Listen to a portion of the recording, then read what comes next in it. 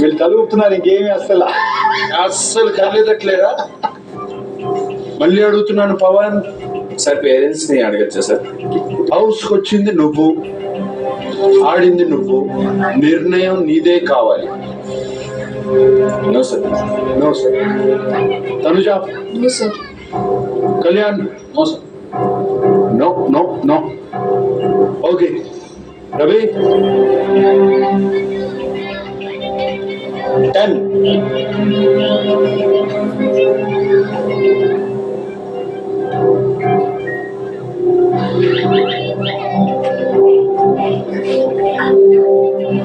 ఎవరు కదట్లేదా? అస్సలు.